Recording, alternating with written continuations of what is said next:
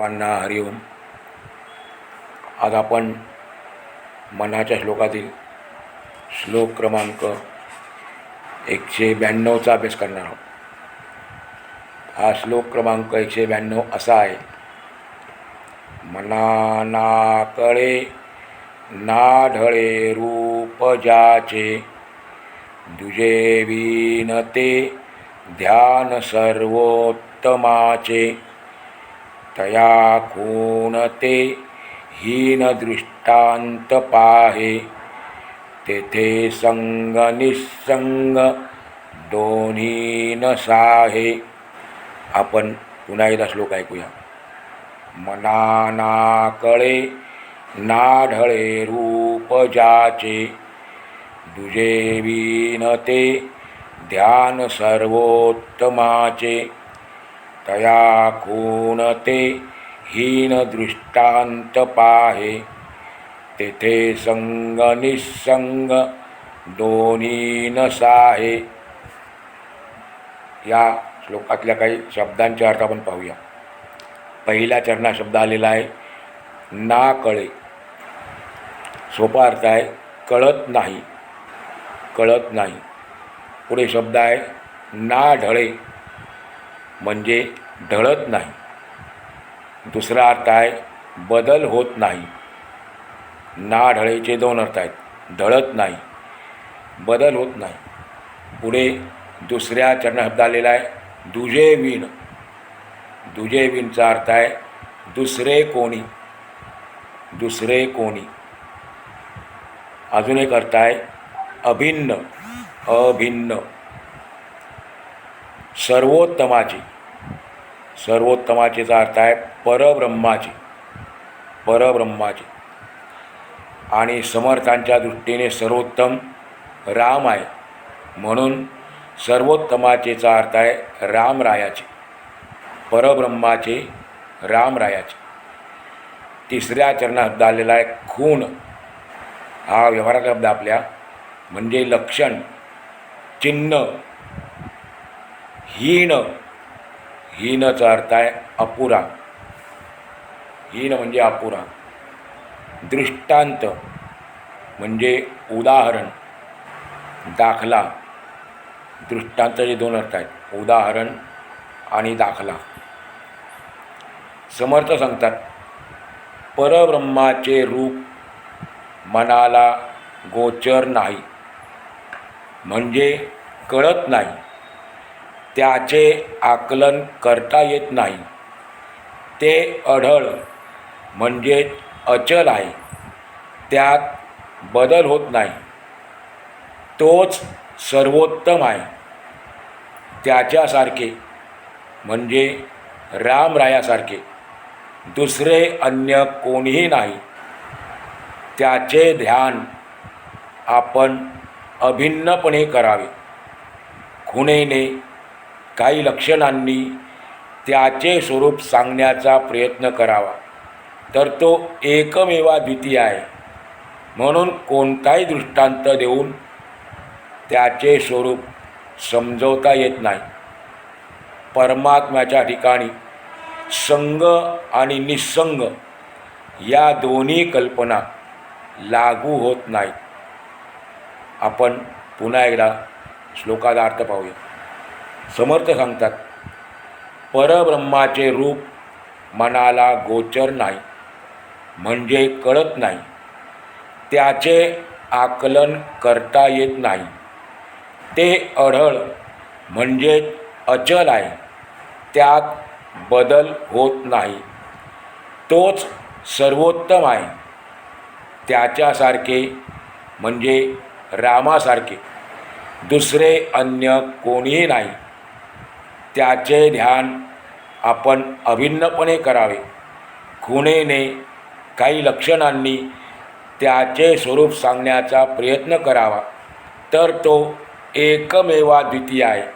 म्हणून कोणताही दृष्टांत देऊन समजवता येत नाही. परमात्म्याच्या ठिकाणी संग आणि निसंग या दोन्ही कल्पना लागू होत नाही. असा या श्लोकाचा थोडक्यात सरळ अर्थ आहे.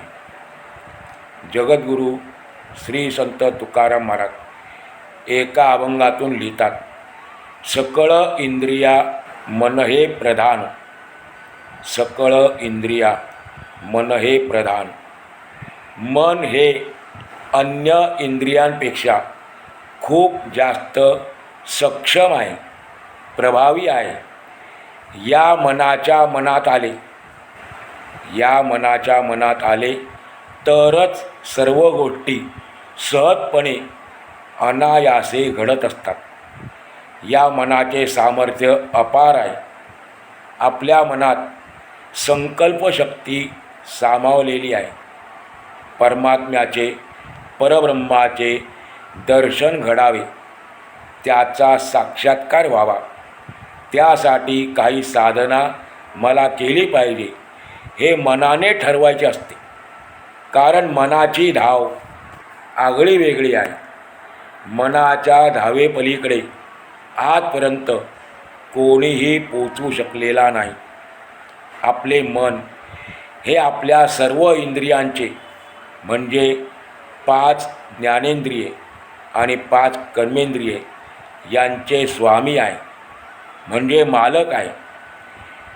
ज्या ज्या घटना आपल्या आयुष्यात घडत असतात, घडल्या आहेत आणि पुढे घडणार आहेत, त्या सर्व गोष्टींवर मनाचे नियंत्रण आहे.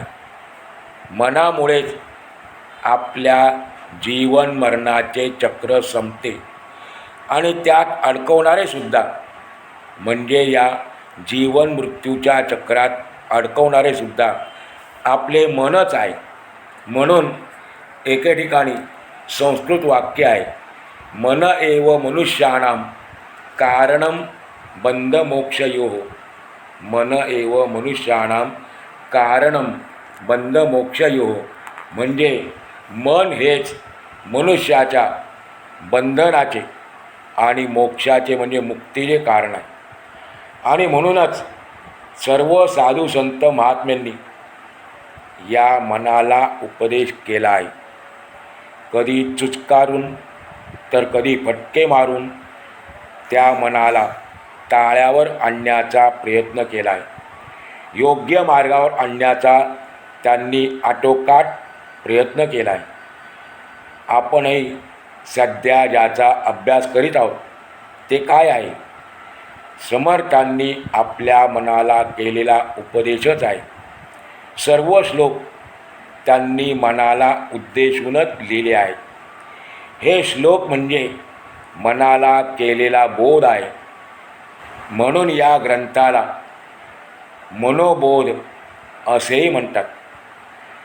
आपली बाकी इंद्रिये काही गोष्टींसाठी सदैव तत्पर असतात. पण एखादी गोष्ट नुसती ठरवून एखाद्या गोष्टीचा केवळ संकल्प करून चालत नाही, तर ते मनाने ठरवले पाहिजे. एखादी गोष्ट मला करायची आहे तर ती हाताने ठरवून चालणार नाही, पायाने ठरवून चालणार नाही, तर ती मनाने ठरवली पाहिजे. तर आपण केलेला संकल्प म्हणजे आपण हाती घेतलेले कार्य पूर्ण होऊ शकते. एखादी गोष्ट मनात आली तर कितीही अडथळे आले, कितीही अडचणी आल्या तरी ती गोष्ट पूर्ण होते.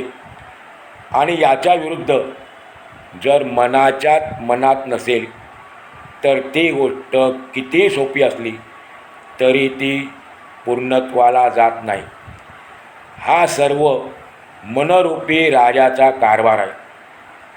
आणि तो मनरूपी राजा आपल्या अन्य इंद्रियांना जशी आज्ञा देईल तशी ती कार्यरत होत असतात. म्हणून म्हणतात ना, राजा बोले आणि प्रजा आले. एखादा विद्यार्थी बघा, परीक्षा जवळ आल्यानंतर मनाने ठरवतो की मी उद्यापासून पहाटे 5 वाजता अभ्यास करायला उठणार, असा संकल्प करतो, मनामध्ये निश्चय करतो. आणि त्याप्रमाणे तो 5 वाजताचा गजरही लावतो. त्यानंतर पहाटे ठीक 5 वाजता गजर वाजल्यामुळे त्याला जागही येते आणि मग त्याचा हात आपोआप घड्याळापर्यंत जातो, गजर बंद होतो आणि पुन्हा स्वप्नांचा गजर सुरू होतो. हे सर्व कोणी बरे केले? बंद कोणी केलं? गजर बंद कोणी केला? बाह्यदृष्टीने आपण विचार केला तर गजर बंद करण्याचे काम हाताने केले, पण तसं नाही.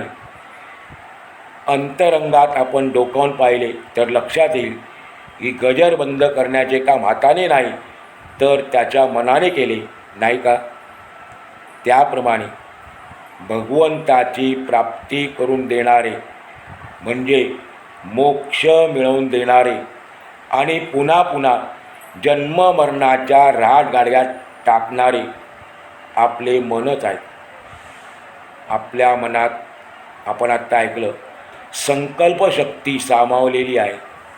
योगी तपस्वी मनात संकल्प करूनच भगवंताची आराधना तपश्चर्या करीत असतात. मनामुळे आपल्याला लौकिक म्हणजे या जगातील तसेच पारलौकिक गोष्टी प्राप्त होऊ शकतात, पण भगवंतापर्यंत जाण्याची या मनाची एक मोठी अडचण आहे. ती कोणती आहे? त्याचे वर्णन स्वामीजी या श्लोकातून करीत आहेत. मनाच्या श्लोकांचे मर्म काय आहे? रहस्य काय आहे? आपण का शिकतो आहे मनाचे श्लोक? निश्चल, निराकार, निर्विकल्प, अविनाशी असलेल्या त्या आत्मवस्तूपर्यंत, परमवस्तूपर्यंत, भगवंतापर्यंत मनाला घेऊन जाणे हे मनाच्या श्लोकाचे ध्येय आहे. मनाने जरी ठरवले भगवंताचे स्वरूप जाणून घ्यायचे, तरी भगवंताचे जे मूळ स्वरूप आहे ते मनाला कळणारे नाही. समर्थ सांगतात भगवंताचे मूळ स्वरूप मनाला आकलन होण्यासारखे नाही.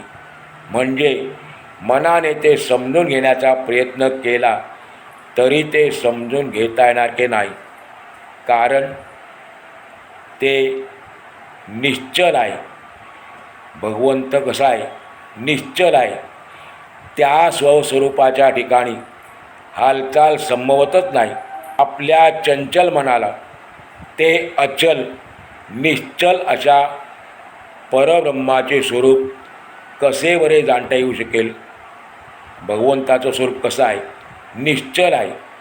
आणि म्हणून आपल्या चंचल मनाला ते भगवंताचे अचल रूप कसे बरे जाणता येऊ शकेल? म्हणून समर्थ या श्लोकाच्या पहिल्या चरणातून सांगतात, मना ना कळे ना ढळे रूप ज्याचे. पण मग तिथपर्यंत जाण्याचा, परब्रह्माला जाणून घ्यायचा मार्ग आहे की नाही? आहे ना, निश्चित आहे. तो मार्ग, परब्रह्मापर्यंत जाण्याचा मार्ग सर्व साधू संतांनी स्वतः त्या मार्गाने जाऊन आपल्याला सुद्धा सांगितलेला आहे. आणि तो मार्ग आपल्याला समर्थ या श्लोकाच्या दुसऱ्या चरणातून सांगतात, दुजे विन ते ध्यान सर्वोत्तमाचे. जरी त्या परब्रह्माचे स्वरूप आपल्या मनाला गोचर नाही, पाहता येणार नाही, त्याचे आकलन करता येणार नाही, ते अढळ म्हणजे निश्चय आहे, निश्चल आहे, त्यात बदल होत नाही असे जरी असले तरी त्या सर्वोत्तमाचे ध्यान करावे आणि त्याच्या स्वरूपाचा अनुभव घ्यावा.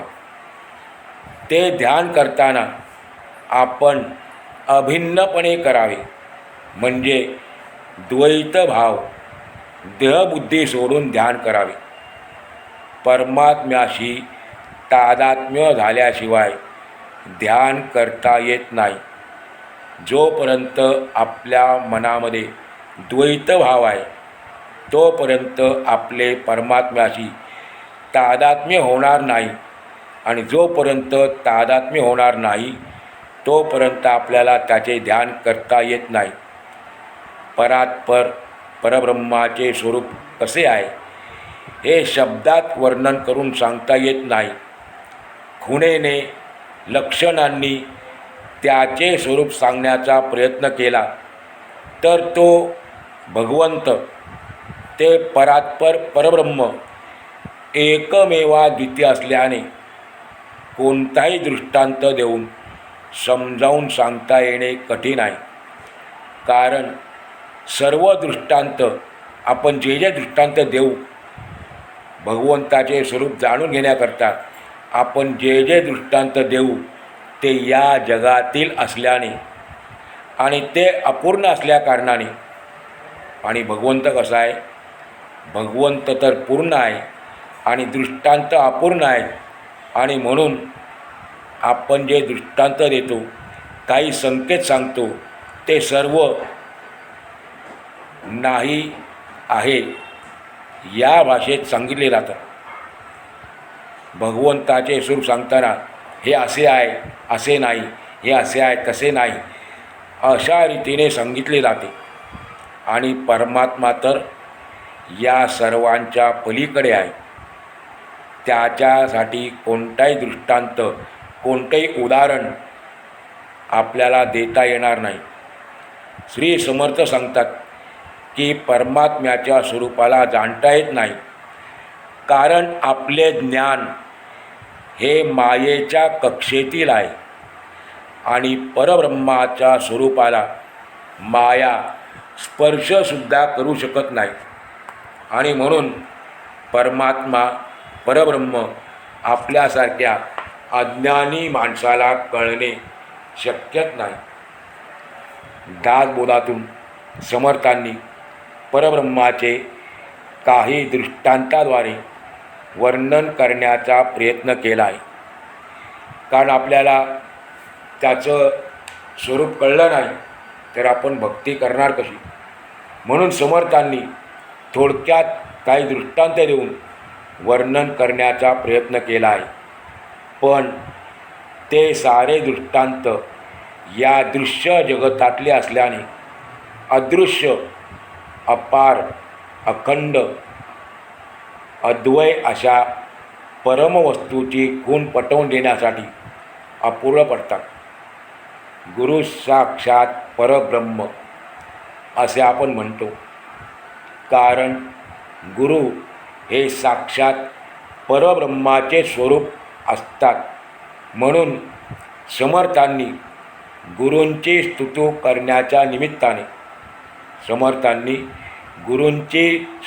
करण्याच्या निमित्ताने परब्रह्माचेच वर्णन केले आहे. समर्थांनी गुरूंचे स्तवन करण्याच्या निमित्ताने परब्रह्माचे वर्णन केलेले आहे. ते म्हणतात, दृष्टांताद्वारे 2-3 दृष्टांत आपण पाहूया आणि ते दृष्टांत अपुरे कसे आहेत, त्याच्यामध्ये उणेपणा कसा आहे हे पण आपण पाहूया. समर्थ सांगतात, परब्रह्म हे सूर्यप्रकाशासारखे आहे, पण त्यामध्ये त्यांना एक उणीव जाणवते. सूर्यप्रकाश जोपर्यंत असतो तोपर्यंत अंधार नसतोय खरे, पण सूर्यास्त झाल्यावर त्याचा प्रकाश नाहीसा झाला की रात्र होते आणि ब्रह्मांडात पुन्हा अंधाराचे साम्राज्य पसरते. परब्रह्माचे स्वरूप कळल्यानंतर अज्ञानाचा अंधकार समूळ नाहीसा होतो. त्यामुळे जीव जन्ममृत्यूच्या चक्रातून सुटतो. म्हणून त्याच्याकरता सूर्यप्रकाशाचा दृष्टांत लागू पडत नाही. पुढे म्हणतात, परब्रह्म हे सागरासारखे म्हणावे तरी ते योग्य होणार नाही, कारण सागराचे पाणी खारट असते क्षीरसागरासारखे म्हणावे भगवंताचे रूप, तर तो कल्पांतकाळी नाचतो. दुधाचा समुद्र असल्यामुळे काय झालं, तो पण कल्पांतकाळी नाचतो. परंतु आत्मवस्तू परब्रह्म तर अविनाशी आहे. म्हणून परब्रह्माला या समुद्राची उपमा देता येत नाही. दुसरं आपण उदाहरण दिलेलं आहे समर्थांनी. परब्रह्म हे पृथ्वीसारखे निश्चल, निर्मळ आणि गंभीर म्हणावे, तर कल्पांताच्या वेळी पृथ्वी विरघळून जाते. पृथ्वीची आपण उपमा दिली, उदाहरण दिलं परब्रह्माला समजण्याकरता, तर पृथ्वी विरघळून जाते आणि परब्रह्म हे अभंग आहे, त्याचा भंग होत नाही. परब्रह्म हे पाण्यासारखे आहे असे म्हटले तर पाणी चंचल आहे. दुसरी गोष्ट अशी, ती कालांतराने ते आटून जाते. परंतु परब्रह्मस्वरूप आपण पाहिलं आत्ता, ते निश्चल आहे, ते कधीच बदलत नाही, त्याचा कधीच नाश होत नाही. या कारणास्तव परब्रह्माचे वर्णन करताच येत नाही. त्याचे वर्णन करण्याचा कितीही प्रयत्न केला तरी वर्णन करता येत नाही, हे त्याचे वर्णन समजावे. म्हणून समर्थ सांगतात, तया खूणते हीन दृष्टांत पाहे. त्याचे वर्णन करण्याकरता किती लक्षणं आपण दिली. खूण म्हणजे लक्षण. खुणेने, लक्षणाने, दृष्टांताने सांगण्याचा प्रयत्न केला तरी ते सर्व दृष्टांत, त्या खुणा, ती लक्षणे हीन पडतात. चौथ्या चरणातून समर्थ सांगतात, तेथे संग निस्संग दोन्ही न साहे. परब्रह्माच्या ठिकाणी संग आणि निस्संग या दोन्ही कल्पनात असल्या कारणाने चालत नाही. संग आणि निस्संग हे सापेक्ष शब्द आहेत. या दोन्ही कल्पना आहेत आणि कल्पना निर्विकल्पाच्या ठिकाणी चालत नाही. परब्रह्म कसा आहे आपण पाहिलं मागच्या भागामध्ये. परब्रह्म निर्विकल्प आहे आणि त्यामुळे संग आणि निस्संग या दोन्ही कल्पना त्याच्या ठिकाणी चालत नाही. म्हणजे संग आणि निस्संग अर्थात आसक्ती आणि अनासक्ती. संगचा पण अर्थ पाहिला बऱ्याच वेळेला, आसक्ती, आणि त्याच्या विरुद्ध निस्संग म्हणजे अनासक्ती. या दोन्ही गोष्टी सापेक्ष कल्पना आहेत आणि परब्रह्म याही कल्पनेपेक्षा अतिशय वेगळे आहे. थोडक्यात या श्लोकाचा सारांश काय, दोन शब्दात असा सांगता येईल की परब्रह्माला शब्दात बांधता येत नाही, कारण तो अनुभवाचा विषय आहे. आज आपण या ठिकाणी आता पूर्ण करू.